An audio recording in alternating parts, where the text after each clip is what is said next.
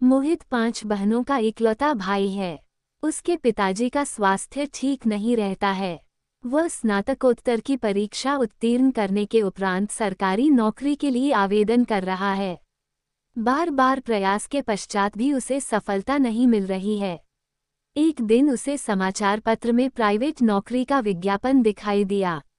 वह साक्षात्कार के लिए पहुंच गया, किंतु यहाँ भी आर्थिक पक्ष विद्वता पर भारी पड़ता हुआ दिखाई दिया। नौकरी के लिए उन्हीं का चयन किया गया जिनकी सिफारिश पैसे देकर की गई थी। वह पूरी तरह से टूट चुका था, जैसे जीने की आशा ही समाप्त हो चुकी हो। अब उसके मन के अंदर आलस्य पसर गया, उसने और प्रयास करना बंद कर दिया। एक दिन अकर्मण्यता का भार हृदय पर इतना बढ़ गया कि उसके मन में बुरे बुरे विचार जन्म लेने लगे। कभी अपने जीवन को समाप्त करने का ख्याल आता, तो कभी उसे अपना अस्तित्व इस धरती पर बोझ जैसा प्रतीत होता और सारे संसार से वैराग्य सा उत्पन्न हो जाता। एक बार उसके मन में विचार आया कि यही रेलगाड़ी की पटरी के सामने अपनी जीवन लीला समाप्त कर ले, और अपने इस विचार को कार्य रूप में परिणत करने के लिए वह ट्रेन के सामने खड़ा हो गया।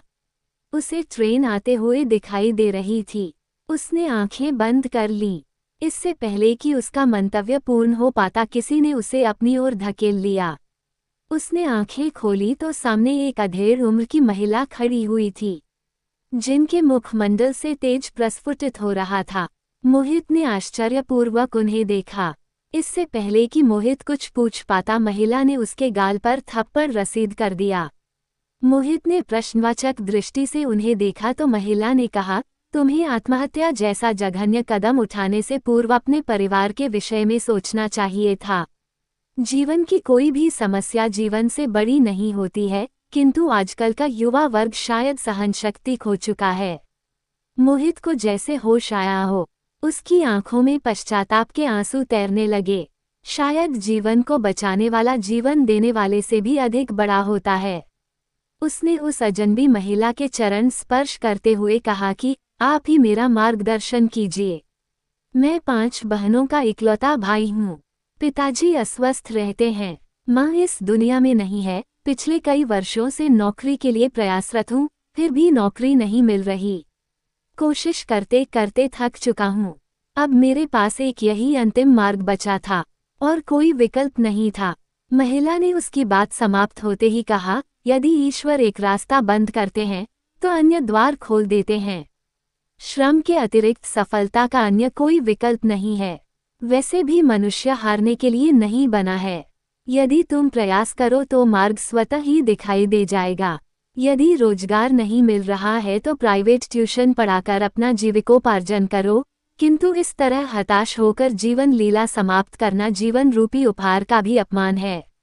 उद्धरण चिन्ह। आज मोहित को वह महिला किसी देवदूत से कम नहीं लग रही थी। उनसे प्रेरणा पाकर मोहित ने प्राइवेट ट्यूशन पढ़ाने शुरू कर दिए। धीरे धीरे उसके पास छात्र छात्राओं की भीड़ लगने लगी। फिर उसने अपना कोचिंग सेंटर खोल लिया। अब शहर में उसका नाम हो चला था। मोहित को याद आया कि उस महिला ने अपना विजिटिंग कार्ड मोहित को दिया था और 1 वर्ष पश्चात मिलने के लिए आग्रह किया था। आज मोहित अपने आराध्य उस महिला के पास अपनी सफलता की कहानी सुनाने तथा उनका आभार व्यक्त करने उनके घर जा रहा है। जीवन में कोई ना कोई व्यक्ति अवश्य ही हमारा प्रेरणा स्रोत होता है, चाहे वह हमारे माता पिता, गुरुजन हो अथवा कोई अन्य व्यक्तित्व। आवश्यक नहीं कि पत्थरों में ही भगवान मिले। ईश्वर तो कण कण में विराजमान है। आवश्यकता है तो मात्र उन्हें महसूस करने की। गीता में भी जब कुरुक्षेत्र की रणभूमि में अर्जुन ने स्वजनों को देखकर अपने शस्त्र श्री कृष्ण के चरणों में रख दिए और कहा कि हे कृष्ण, मैं अपने कुटुंबजनों पर कैसे वान चलाऊं। जिन गुरु और आचार्य ने शिक्षा दी उनके सीने को कैसे छलनी कर दूं। जिन अनुज और अग्रजों के साथ शिक्षा दीक्षा प्राप्त की, कैसे उनके लहू का प्यासा हो जाऊं। किस प्रकार उन सखा और बंधुओं पर तीर चलाऊं जो मेरे अपने हैं। तब कृष्ण ने गीता उपदेश देते हुए अर्जुन को आत्मा के अजर, अमर और अविनाशी होने का तथ्य बताया, जिसे सुनकर अर्जुन के ज्ञान चक्षु खुल गए और उसे समझ में आ गया कि आत्मा को न तो आग जला सकती है, न ही पानी भिगो सकता है, और न ही शस्त्र कोई हानि पहुंचा सकते हैं। ठीक उसी प्रकार वह महिला मोहित के जीवन में आराध्य बनकर आई और उसे उसकी अकर्मण्यता से छुटकारा प्राप्त करने की प्रेरणा दे गई। प्रत्येक व्यक्ति के जीवन में कोई ना कोई प्रेरणा स्रोत अवश्य होता है, आवश्यकता है तो बस उसे देखने की।